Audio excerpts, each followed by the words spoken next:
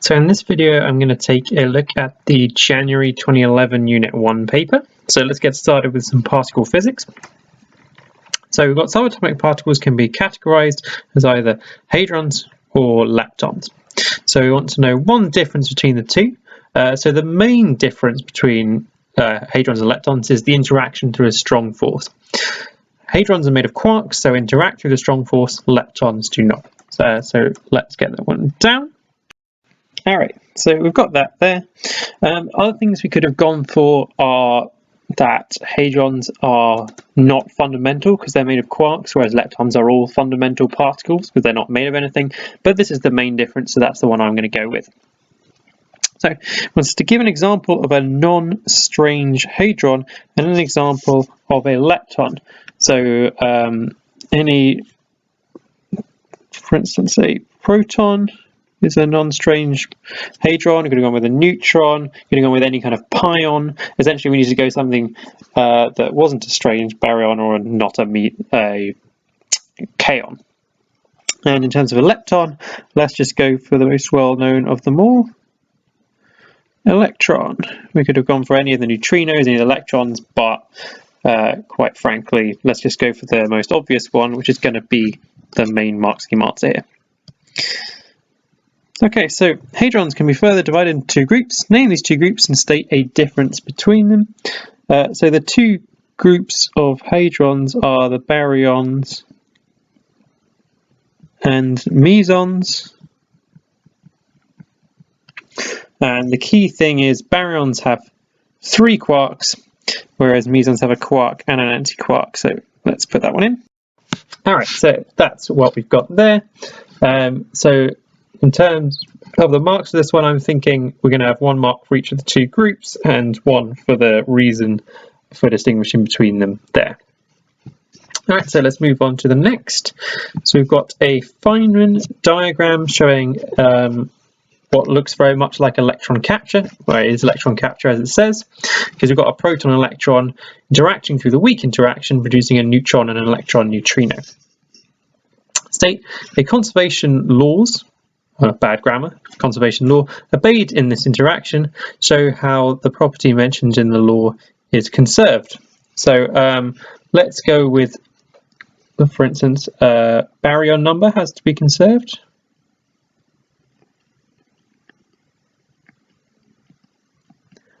I could have gone with things like charge or lepton number, anything like that.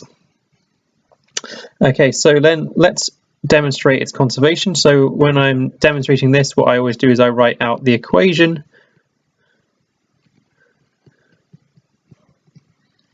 The electron neutrino, and then let's attach the baryon number to it. So we've got 1 plus 0 to 1 plus 0, because both protons and neutrons are baryons. So we got, so we can essentially have proved the baryon number is conserved, and that's the way I always show it, so it's really obvious what's going on there. Okay, so that concludes this question here. Let's move on to the next question. Okay, so we've got a neutral atom of a radium isotope, and it's 22888. Name the constituents of this atom and state how many of each are present. So it's going to be made of protons, neutrons, and electrons. So there are going to be, it's an atom, so there's going to be 88 protons and electrons, because if it's an atom, electron number has to equal the proton number to give you a neutral charge. And then there are going to be 228 minus 88, which is 140 neutrons. So then in terms of what they're looking for, the constituents that is made up are these, and those are the numbers of them. Okay, so which constituent of an atom has the largest specific charge? So what it's getting at here is the highest magnitude, not like the most positive or anything like that. And that's going to be your electron, because although it has the same charge, or same magnitude of charge as a proton, it's about 20,000 times less massive, so it's going to have a much higher specific charge. Okay, so this isotope of radium decays by beta minus decay to form an element with the symbol AC. Write down an equation that represents this decay. So we had 228 88 radium, and beta minus decay acts to increase the proton number, so that's going to be 89. That's why we've got a change of element. It doesn't change the nucleon number, and we form this new element. We're also going to produce an electron, that's the beta plus particle, and we're going to produce an anti-electron neutrino to conserve the electron-lepton number. So we've got a different isotope of radium. State a possible value for A and for Z. So it's a different isotope, so it should have a similar nucleon number but the same proton number. So the proton number has to be 88, and then let's go with, I don't know, 230 for the nucleon number. So it's going to have to be similar, but you'll have a nice range of different values there. So anyway, I would go 5 up, 5 down, anywhere in that range, possibly more. Okay, so that completes this atomic structure question. So let's move on to the next one. Under certain circumstances, a photon moving through a material can interact with the nucleus of an atom to produce an electron or positron. So it's pair production, because we've got a particle and its antiparticle made. So what's the name of this process? As I just said, it's pair production. It doesn't have to interact with something for that to occur, but it can do. Give one reason why the photon cannot produce a single electron instead of an electron and a positron. So the reason is charge must be conserved.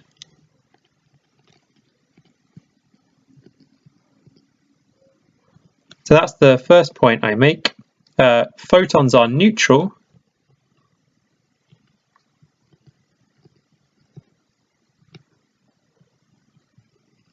So essentially your products also therefore must have zero charge overall.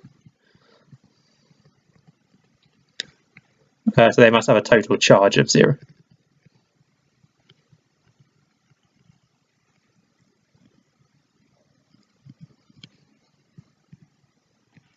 So if we look at what's happening, what we've produced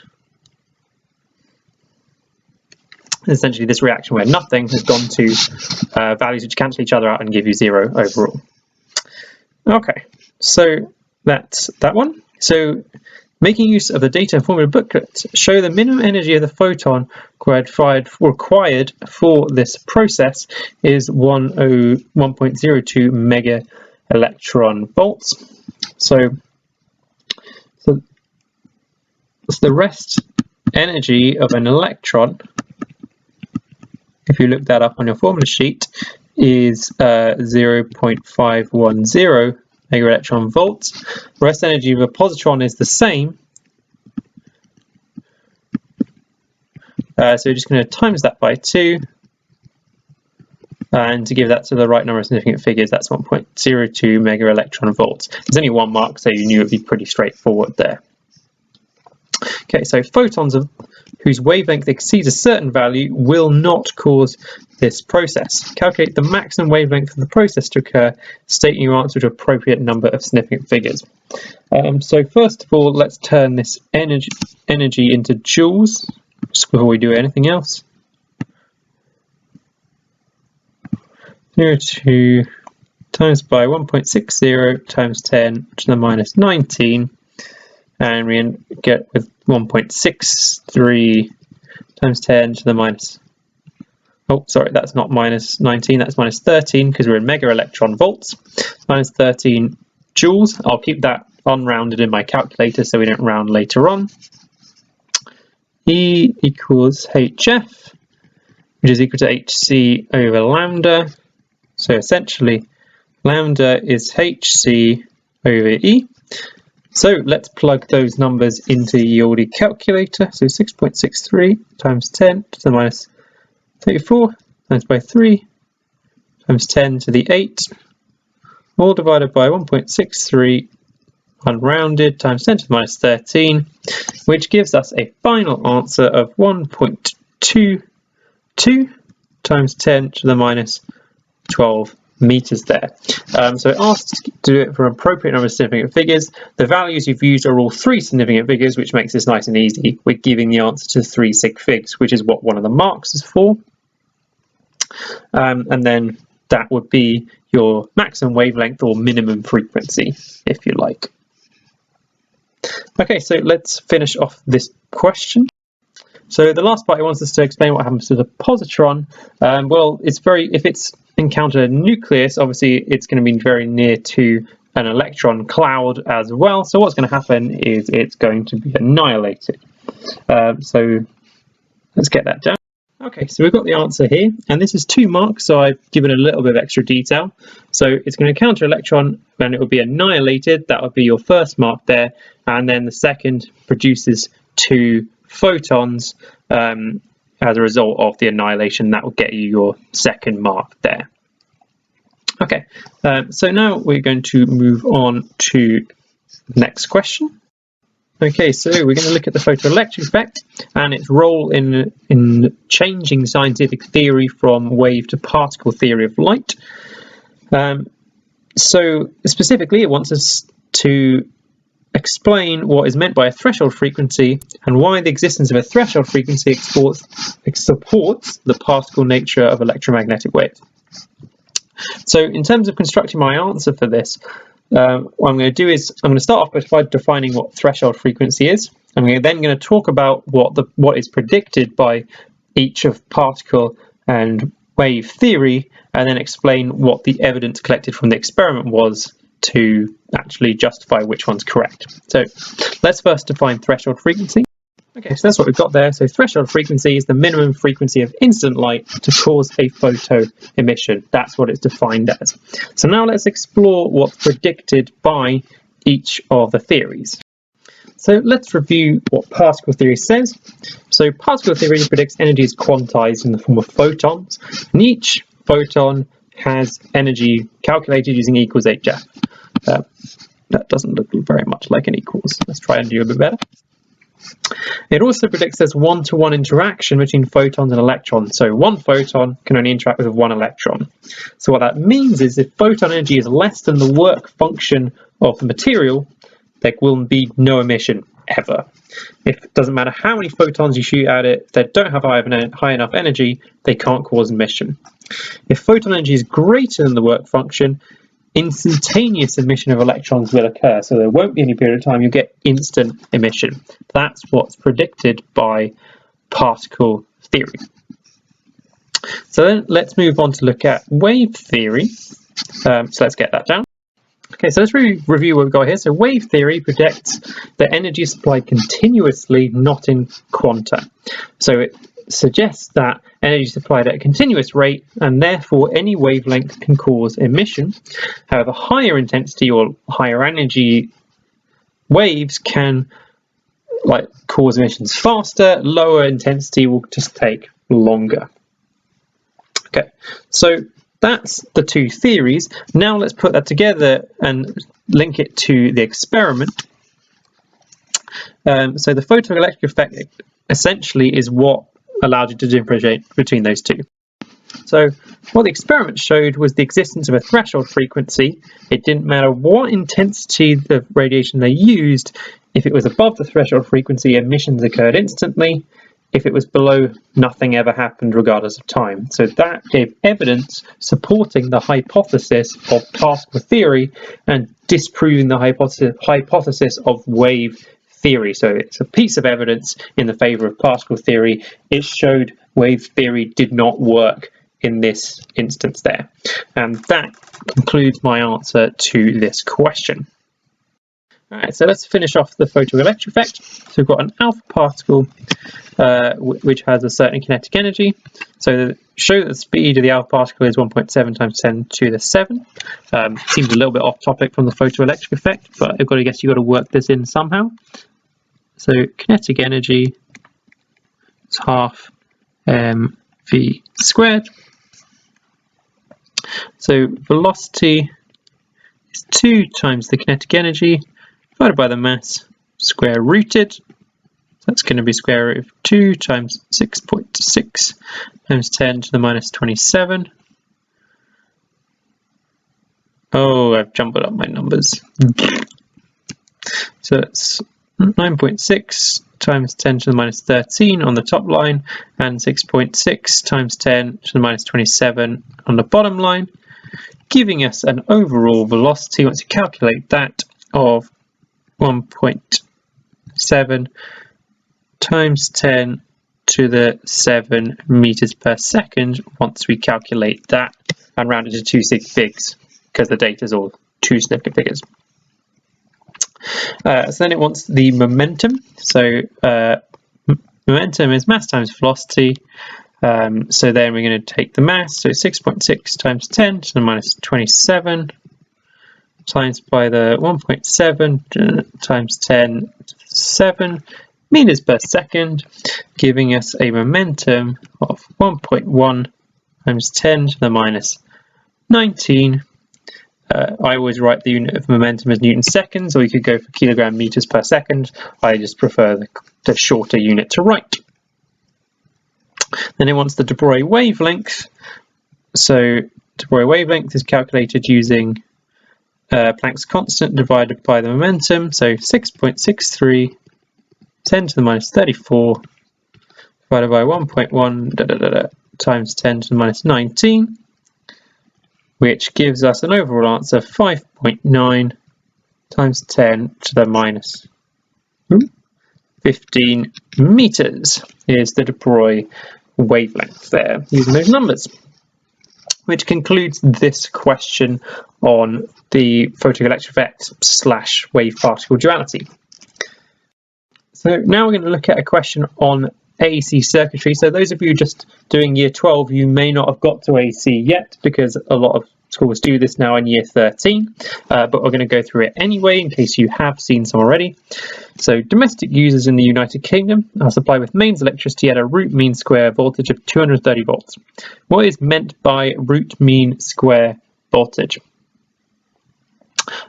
So root mean square is the square root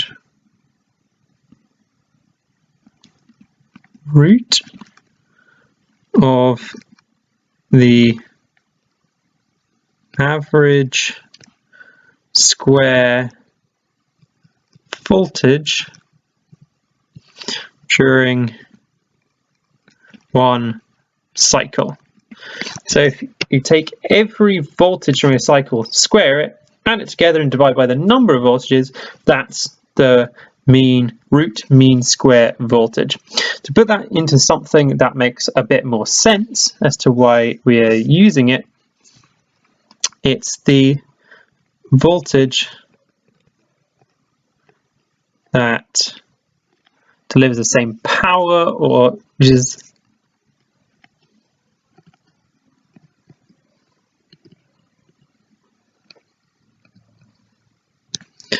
in DC. So the root mean square we can kind of use in our DC circuitry equations, and the root mean square in a DC circuitry equation would calculate the same power that the AC system does. So that's the two different ways of explaining that. Either of those is fine. Calculate the peak value of the supply voltage. So peak is divided by root 2 to give RMS. So peak is going to be RMS times by root 2. And what value was it? 230 as times by root 2, which is going to be 325 volts. Okay, so that's your peak voltage.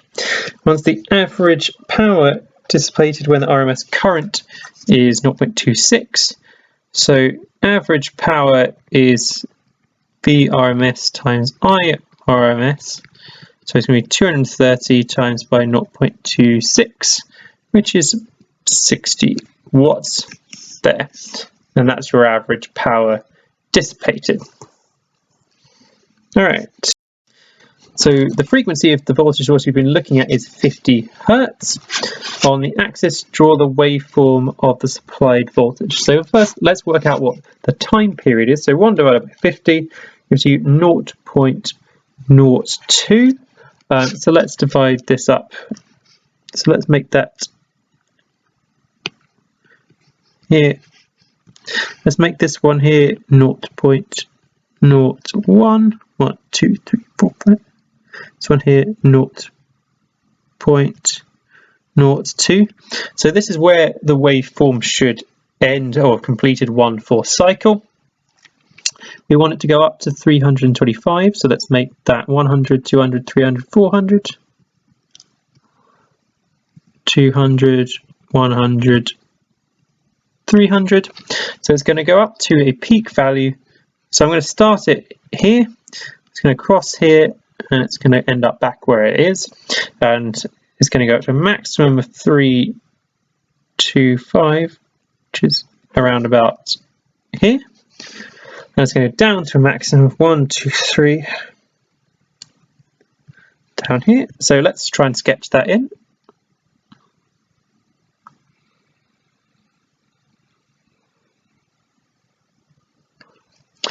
Not the best, but you get the idea of how that works. We should probably make it a bit smoother, but I'm afraid that's a bit difficult with my stylus.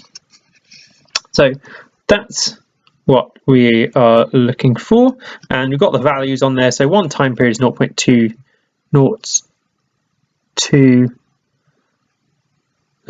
seconds actually. So we need to, given we've got the axis in milliseconds, let's actually correct those. So that's 10 milliseconds, bearing in mind what unit we've got on the axis there. So 20 milliseconds is a full time period, goes up to a maximum of 325 and down to a minimum of minus 325, and we're maximizing the use of the axes with our scale, so that seems pretty good. Okay, so let's move on.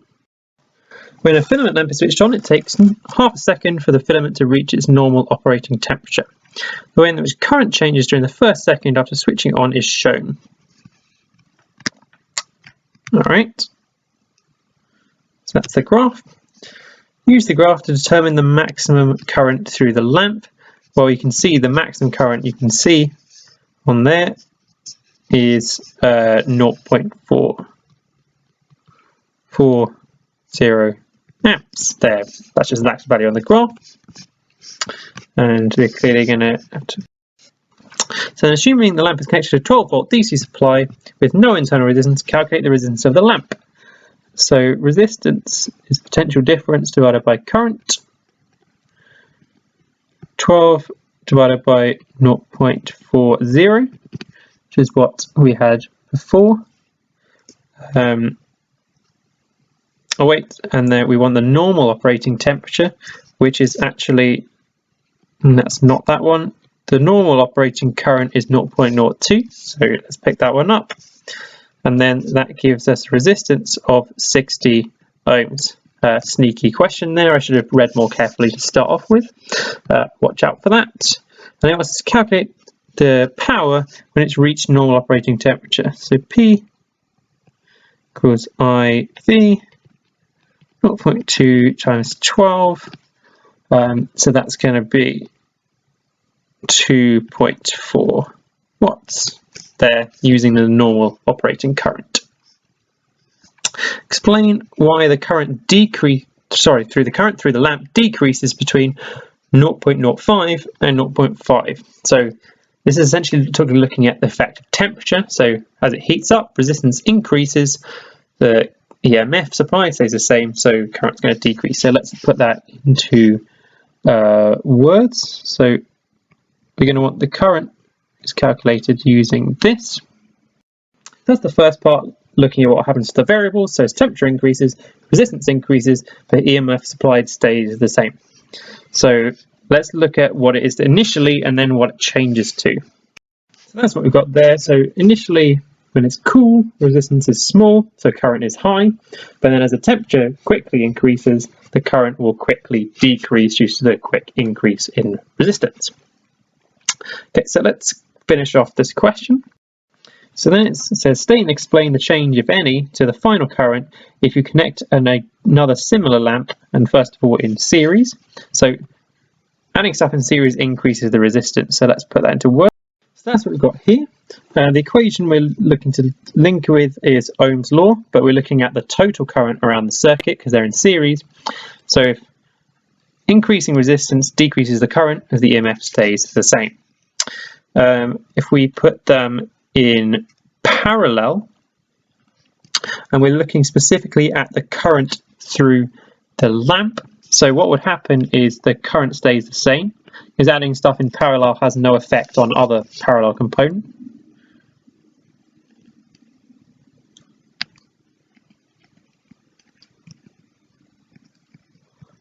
So we're not going to change the current through the lamp. And we can argue that because essentially adding components in parallel has no effect, or the lamp is still directly connected to the power supply. It doesn't have to go through anything else. So let's try and explain that. Let's look at what happens to total resistance. So total resistance, if we're saying they're very similar, the total resistance is now half what it was before. However, when the current reaches the parallel section, it's going to split equally in half. So what it's going to lead to is double current from the battery. So the battery is going to supply twice the current, but splits equally as the lamp's the same.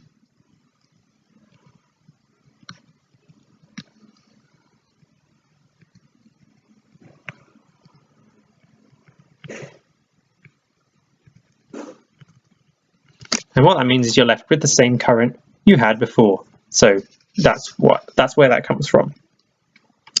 Say and explain why a filament lamp is most likely to fail as it's switched on. So we saw from the graph, current is very high initially,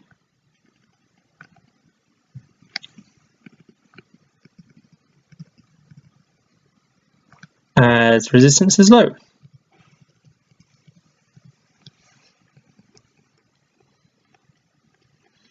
It is cool. So that's the first point I'd make there. So you've got very high current because the resistance is low because it's cool. So at this point, you're going to have a very high current, so you're going to supply a large amount of heat energy, so you're going to have a very quick temperature change, and anything like that happens very quickly is going to be dangerous. So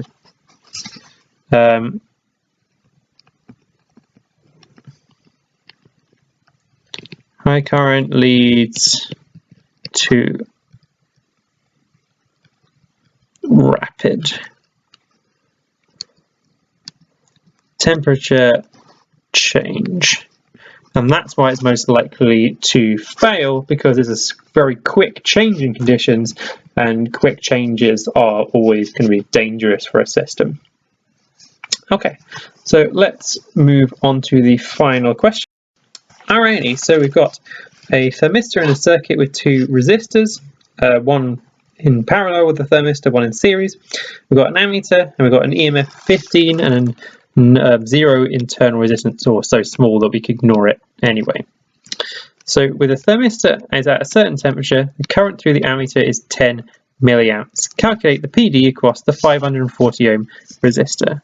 To calculate the potential difference, you need Ohm's law, and we need 10.0 times 10 to the minus 3, because it's in milliamps, times by 540, and if we put those in, we end up with 10.0 times 540 gives you 5.40 times 10 to 3 times 10 to the minus times 10 to the minus 3 because it's in milliamps, so 5.40 volts, which seems very reasonable given that the total is 15, so it seems sort of right order. Now what's the potential difference across the 1200? So essentially, using Kirchhoff's series voltage law, we can see that the total EMF being supplied is 15, so the total potential difference must also be 15. So we can work out the potential difference is going to be the EMF minus the potential difference across the resistor, so 15 minus 5.4, which is going to give us a value of 9.6 volts. 9.6 volts there, which add together to give you the 15. We're going to continue. Right, so then the final part, it wants us to work out what the resistance of the parallel combination is. So I'm going to use a potential divider rule looking at the resistor by itself. So the potential difference across that resistor is going to be the EMF times the resistance of that resistor over the total. So I can rearrange that to give me the total resistance of the whole set of things is going to be the EMF divided by potential difference times by the resistance. So that's 15 over 5.4 times by 540, which is 1500 ohms. The total resistance is the resistance of the parallel plus the external, the other resistor, which gives us the parallel, we're going to be 1500 minus 540, giving us 960 ohms. If we want to work out the actual resistance of the thermistor, we know that 1 over the total resistance of the combination is equal to the sum of the reciprocals, so 1 over 1200 plus 1 over the resistance of the thermistor. That gives us a resistance of the thermistor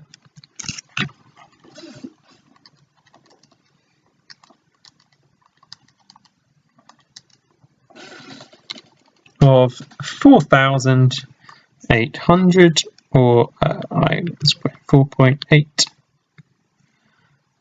kilo ohms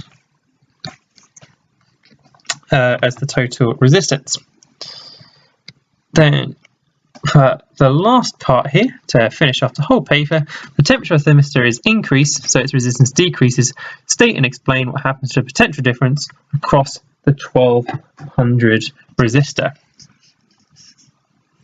So the first thing is, let's look at what doesn't change. So EMF remains constant.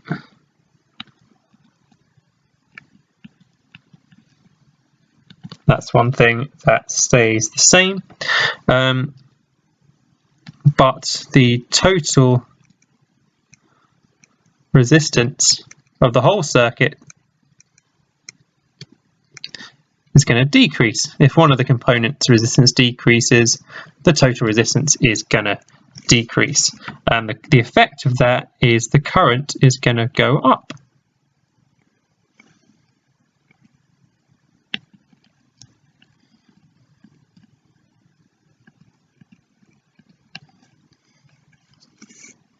Okay, so from that, we can then look at what happens to the 540 resistor. It's current times resistance. The resistance is constant because it hasn't changed.